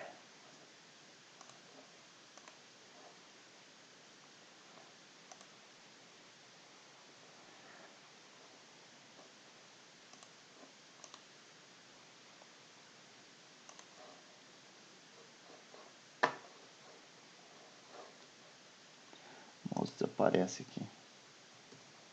Eu tenho que aprender a colar a imagem aqui, mas tá, então vou trazer o Google para cá. Então vocês estão vendo aqui, por exemplo, essa figura aqui é o espectro eletromagnético do Sol. Né? Por que o espectro eletromagnético do Sol tem esse formato, que é essa linha... Ou melhor, vamos pegar esse aqui está mais... essa linha azul aqui de trás. Porque esse é ditado pela lei de Planck, que um corpo a 5.000 Kelvin vai emitir um espectro com esse formato. Tá? Então, essa linha azul. E aí nós temos um aspecto curioso, né, que nós temos que 7% da radiação que vem do Sol é ultravioleta, quase 50% é radiação que a gente chama de espectro do visível, né, isso aqui é o comprimento de onda aqui embaixo, e uns 40%, 43% é em radiação infravermelha. Né? Então, esse formato aqui, né, é ditado por uma lei chamada lei de Planck, que diz que o Sol a 5.000 graus Celsius vai emitir essa quantidade de calor. Então, isso é transmitido no espaço, né, através de radiação eletromagnética, e são ondas, quer dizer, pode ser interpretado como ondas e partículas, né, mas é mais fácil de entender como ondas, e essas ondas viajam no espaço, elas chegam no topo da atmosfera, vão sofrer, pode sofrer basicamente dois processos, né, que essas ondas elas podem ser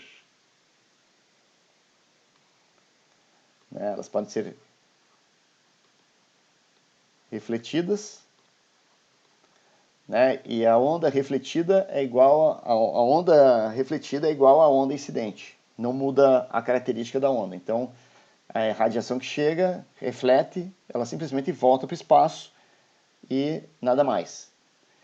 Ou essa radiação pode ser absorvida. E aí, quando a radiação é absorvida, ela vai esquentar o corpo. Tá? Então, a radiação que é refletida, ela não interage com o corpo. Né? Ela vem, bate e volta e não acontece nada. Não há troca térmica. O corpo continua com a mesma temperatura. Já aquela radiação que é absorvida, essa radiação vai esquentar o corpo. Né? Só que o corpo não pode esquentar ao infinito. Né? O que vai acontecer é que o corpo, né, quer dizer, vamos imaginar aqui que eu tenho um corpo.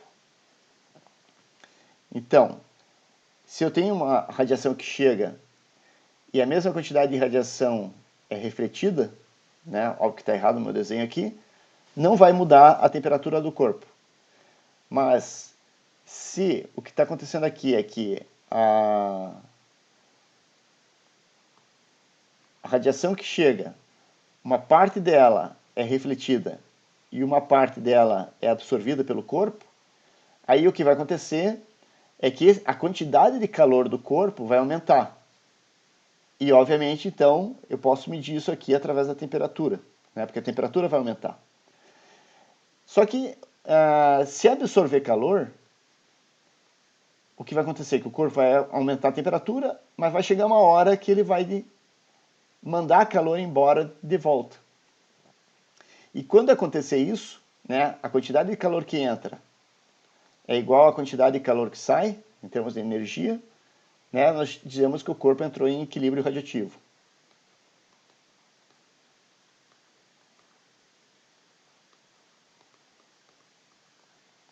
Né, isso aqui é dado até, inclusive, por uma lei de Stefan, né, que a energia vai ser igual a uma constante vezes a temperatura à quarta potência. Né? Então, isso aqui vai dizer qual é a quantidade de energia que o corpo emite a uma determinada temperatura. Então, esse aqui é o primeiro, é da onde que vem o calor que aquece o... Por que a Terra tem a temperatura que ela tem? É um pouco mais complicado, né? Mas o calor que vem do Sol, ele é absorvido pela superfície da Terra e pelos oceanos, e esquenta até chegar a uma temperatura e que esse calor começa a ser devolvido para o espaço. E então esse é o primeiro processo pela qual a temperatura, o oceano vai ter a temperatura que ele tem. Porque está absorvendo calor do Sol. Né? O Sol está emitindo calor, esse calor viaja pelo espaço, a velocidade da luz. Não vou entrar em detalhes para dizer o que acontece com o calor ao longo da atmosfera, mas o importante é que o calor passa pela atmosfera, é absorvido pelos oceanos, e até que os oceanos chegam a temperatura e começam a devolver o calor na mesma proporção que ele recebe, quando a gente entra no equilíbrio radiativo. E aí, então, esse é o primeiro fator de ganho de calor da água. Né? Quer dizer, a incidência de radiação solar. Tá? Então, a temperatura aumenta, né? O primeiro processo pela qual a temperatura aumenta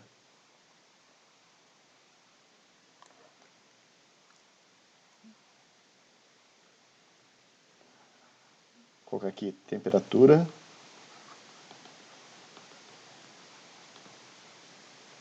aumenta por ganho de calor. E aí vem radiação solar, principalmente.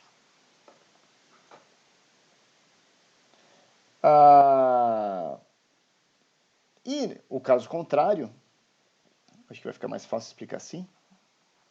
A temperatura diminui. Perda de calor. Eu vou colocar aqui porque esses processos são mais ou menos nessa ordem. Então, nós vamos ter que a temperatura da água vai aumentar, especialmente se nós tivermos radiação solar. Tá? Então, eu posso ter um aumento da temperatura por outras causas? Posso.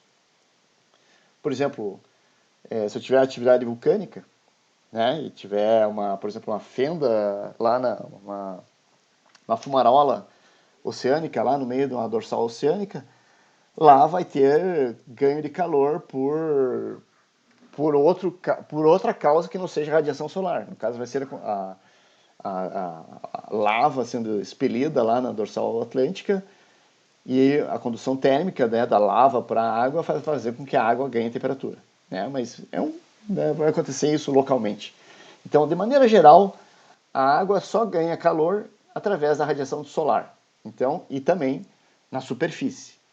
Né? Isso não vai acontecer abaixo da superfície. Mas a água também pode perder calor. Aliás, e perder calor ela pode perder por 3 maneiras também, não só uma. Né? Porque a água pode perder calor por, primeiro, emissão radiativa. Né? Que é o que a gente fala que é a lei de Stefan. Né? Que a água esquentando, ela absorveu calor, ela esquenta, ela vai começar a devolver calor na mesma proporção que ela recebe. E, por exemplo, essa emissão radiativa é aquela que nós usamos, por exemplo, quando a gente tem um satélite, né, por exemplo, para medir a temperatura da superfície do mar.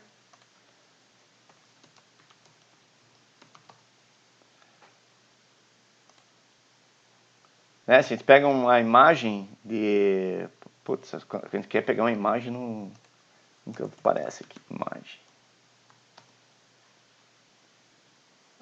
Aqui, ó, por exemplo, essa aqui imagem. Né? Vocês estão vendo aqui, essa imagem aqui, lá no canto da Austrália, vocês estão vendo aqui essas feições aqui. Isso aqui é a temperatura da superfície do mar. Como que se mede isso? Isso se mede porque a água está emitindo radiação eletromagnética. Né? E a radiação eletromagnética que a água emite é proporcional à sua temperatura. Então, se o satélite consegue capturar essa energia que está sendo emitida, é possível, então, eu calcular qual é a temperatura da água que está emitindo aquele calor. Né? Então, é assim que funcionam os satélites que medem a superfície da temperatura do mar. Tá? Então, a água devolve calor, né, proporcional ao calor que ela recebeu, através, então, da emissão radiativa. Qual outro mecanismo que a água perde calor, principalmente, né, porque não vai ganhar calor? Qual é outro mecanismo de perda de calor da água? Bom, aquele mecanismo que é associado, por exemplo, quando você pega um garfo e põe em cima da chama, né, o que vai acontecer com o garfo? Se você pegar um garfo, né, coloca em cima do fogo, né, o que vai acontecer? Qual que é o nome daquele processo? A ponta do garfo vai esquentar e a outra ponta que você está segurando ainda não vai esquentar, mas com o tempo, o que vai acontecer com a outra ponta? Vai esquentar também. Então, esse processo de transferência de calor se chama como? Condução? Condução térmica, né? Condução. Pergunta, né, Gabriela? Condução térmica.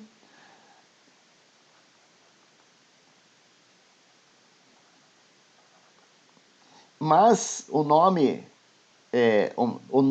técnico, tá, para esse tipo de processo de transferência de calor chama-se calor sensível. Tá? Então, quando você tem um objeto quente em contato com um objeto frio, o que vai acontecer é que o objeto quente vai ceder calor para o objeto frio, que isso é uma propriedade, é a segunda lei da termodinâmica, e a temperatura vai se igualar.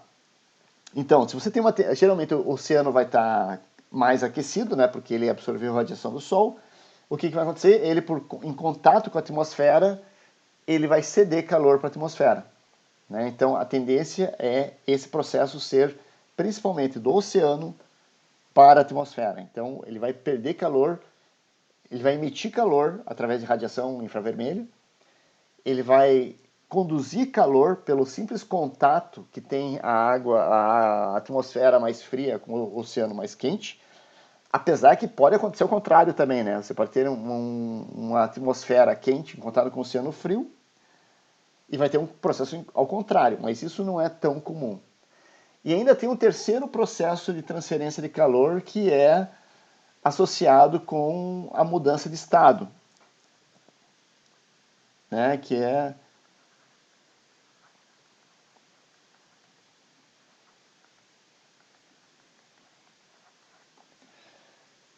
envolve o quê? Quando você tem a água evaporando, né, o vapor de água ele é um estado mais energético da água do que a água líquida.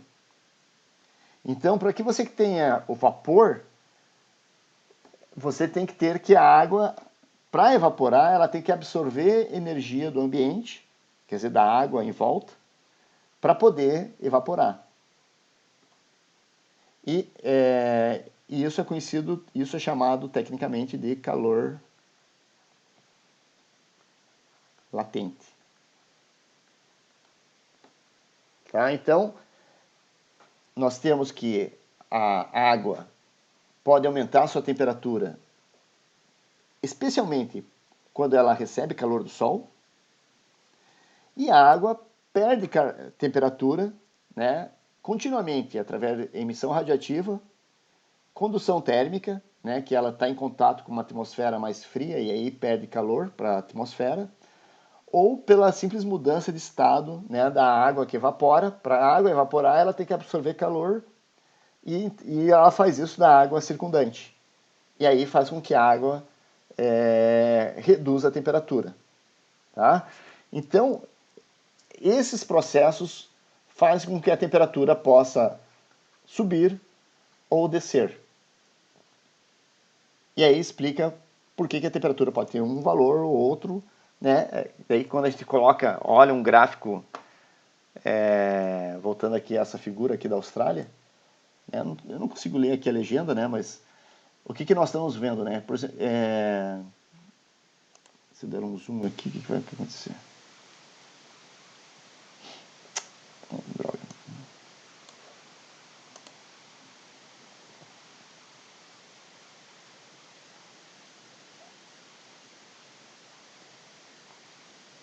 Não ajudou muito, porque eu continuo sem conseguir ler aqui, mas aqui, ó, tá, eu consigo ler aqui, mal e mal aqui, eu acho que é 18.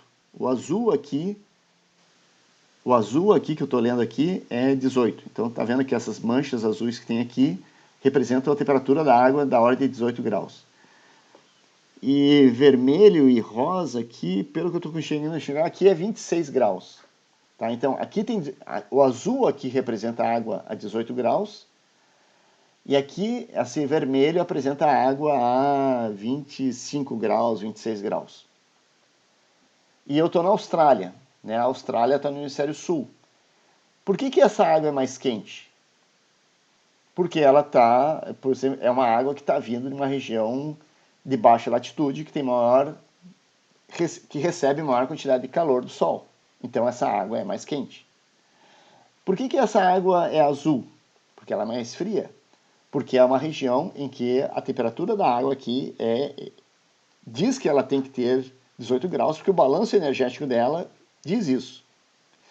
E o que vocês estão vendo aqui, né, nessa figura, é que o calor, além de ele poder ser ganho ou perdido por uma massa d'água, ele também pode ser transportado. E quando ele é transportado, ele pode indicar a presença de uma corrente. Então, como que eu tenho uma água quente aqui no meio de água fria, né, nessa região? Porque aqui tem uma corrente que carrega calor para baixo. Então, quer dizer, antes que essa água perca calor e fique no calor que ela deveria ter a essa latitude, né, ela transporta uma quantidade de calor. E isso é um processo extremamente importante para o clima global. Né? Em plataformas, isso também é importante, não tão importante, mas também é um indicador de movimentação de água, né? Quando você acompanha feições da temperatura da superfície do mar. Bom, mas aqui só para fazer um resumo, então, deixa eu apagar isso aqui. Apagar tudo. Então, falando da temperatura,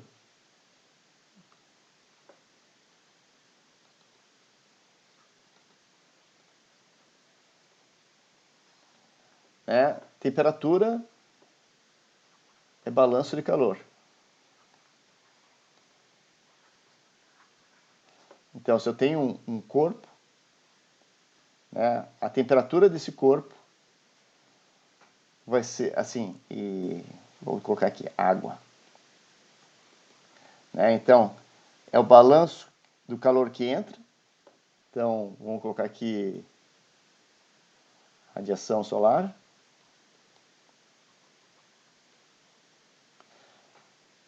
Pela quantidade de calor que sai. Emissão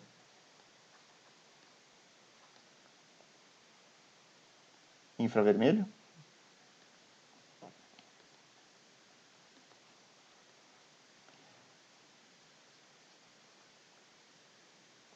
Perda por calor sensível.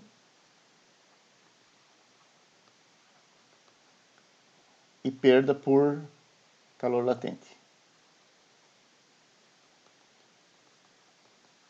E o resultado, então, dessa entrada de calor, saída de calor, vai ser a temperatura que você vai ter lá na tua plataforma. Quer dizer, esse é o balanço, né?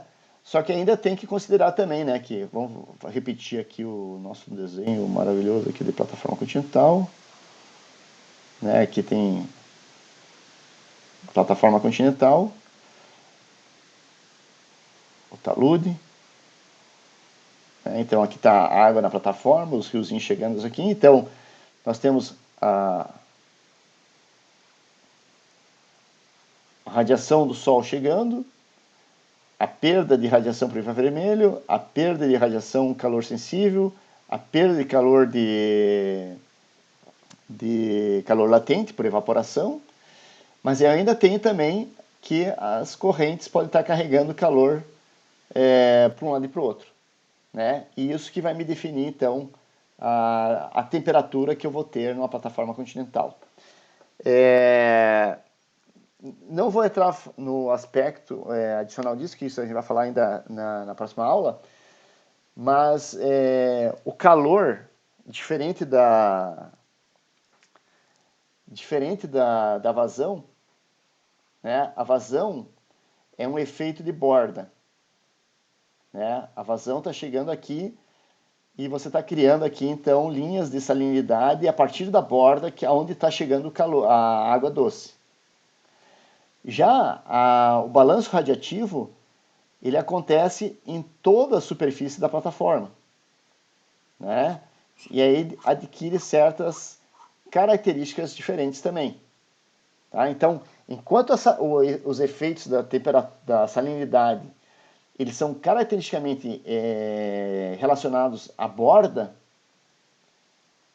o balanço térmico, que vai dizer a temperatura que a água da plataforma vai ter, ele ocorre sobre toda essa borda aberta que é a superfície.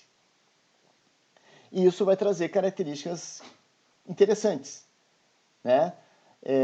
Especificamente em regiões de médias latitudes, altas latitudes, né? Que durante o período de verão você tem uma incidência de calor muito grande e tem poucas tempestades. Isso vai induzir a presença de estratificação térmica na plataforma. Enquanto que no inverno você tem pouca quantidade de calor chegando e tem muitas tempestades que misturam a água, você vai ter condições mais homogêneas. E então algumas plataformas, né, principalmente, por exemplo, em volta da Inglaterra, no Mar do Norte, né, aquele processo da termoclina sazonal é bastante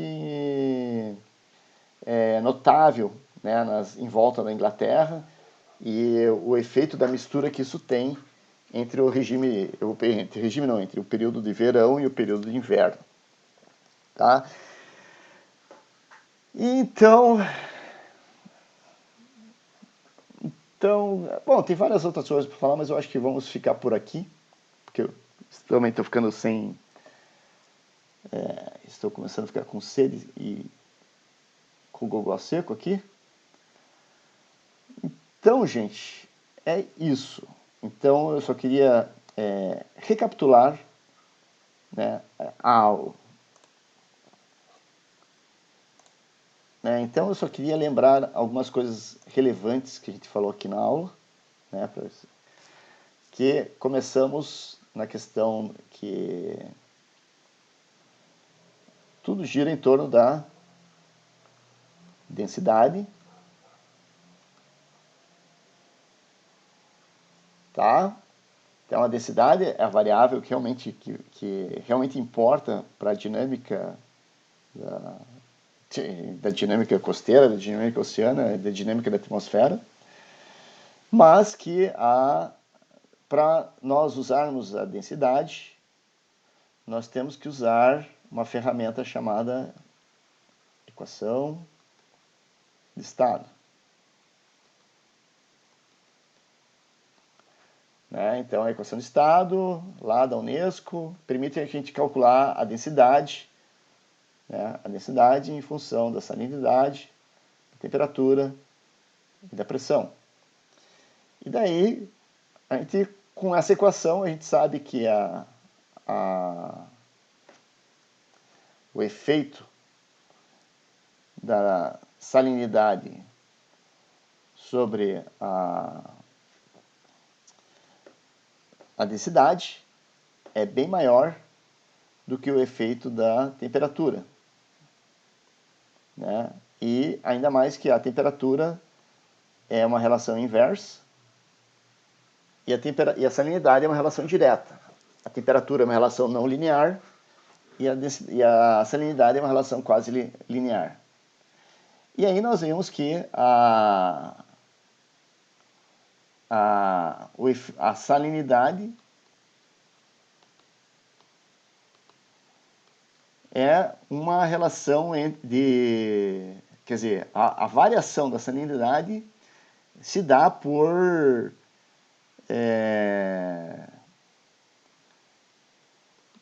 diluição, principalmente por diluição, não nem vou colocar outra coisa aqui.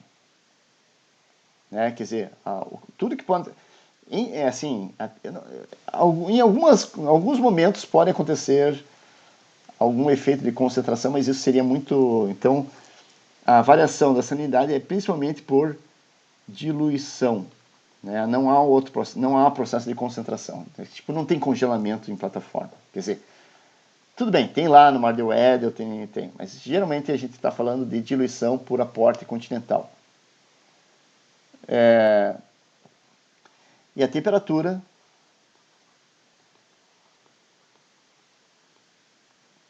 é resultado do balanço de calor. Quer dizer, e obviamente que esses dois aqui, né, têm as suas influências na densidade, e a densidade é que vai definir a dinâmica da circulação na plataforma. Quer dizer, um dos parâmetros que vai definir a dinâmica da circulação na plataforma. Depois a gente vai ver que tem o efeito do vento, tem o efeito das marés, né? Mas primeiramente a gente está falando da componente que é o campo de distribuição da densidade, que vai dizer quem fica embaixo, quem fica em cima, e os movimentos que vão vir daí. Então esse aqui é mais ou menos o resumo das últimas... Então eu acho que não é só da aula de hoje, mas é toda essa ênfase que estou dando sobre a distribuição da densidade, né, e a importância que a densidade tem para a gente. E aqui também, obviamente, que eu esqueci de falar aqui, né, que quando a gente fala,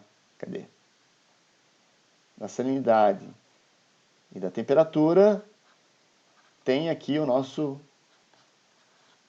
CTD, né, que é o equipamento que nos permite medir, então, a salinidade. Aliás, o CTD não mede a salinidade. O que o CTD mede?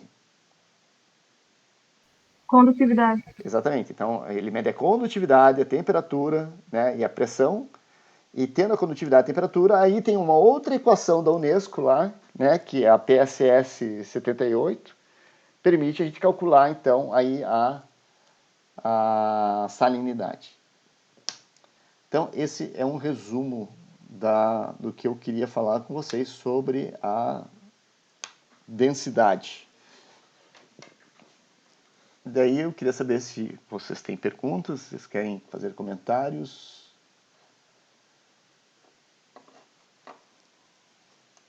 Se a aula foi extremamente clara e ninguém ficou nenhuma dúvida restante do conteúdo.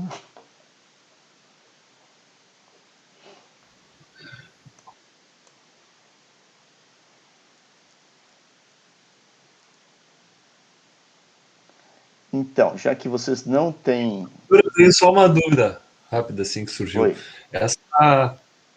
Essa corrente que o senhor falou que gera em relação à diferença de salinidade de uma água mais oceânica, ou que está mais próximo do continente, ela é uma corrente que pode ser mensurada em termos de velocidade, assim? Sim. Ela é uma corrente que chega assim...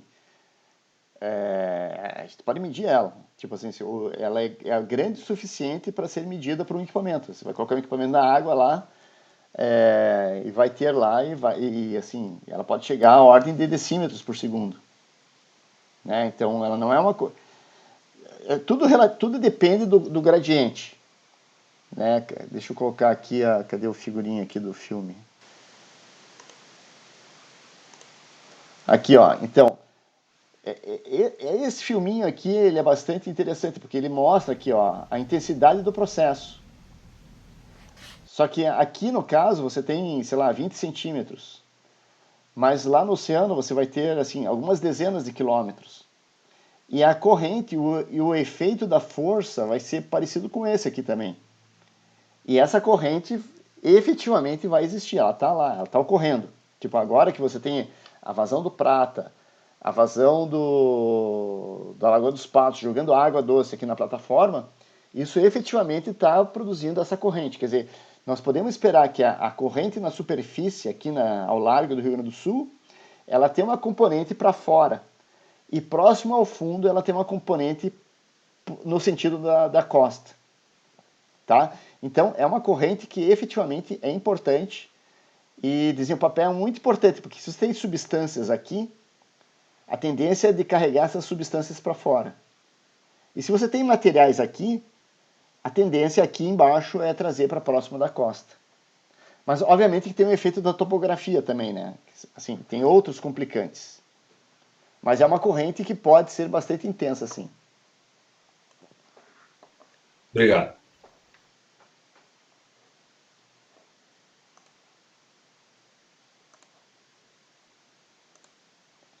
Vou sair desse troço aqui. Bom, então, pessoal, fechou? Aqui. Se alguém não tem mais perguntas para fazer. Em relação a material, eu vou falar mais uma vez que, infelizmente, não tem um material específico da disciplina, assim, tem material muito disperso, tá aí. Então, o que a gente está falando aqui na verdade, revisões de dinâmica e de distribuição da propriedades da água do mar.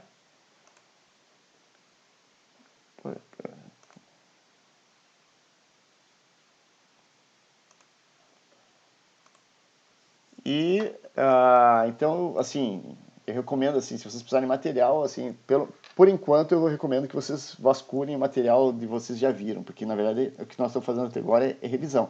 Só que daí o que eu vou fazendo aqui, à medida que a gente vai fazendo revisão, eu vou colocando especificamente o que a gente referente à plataforma, tá?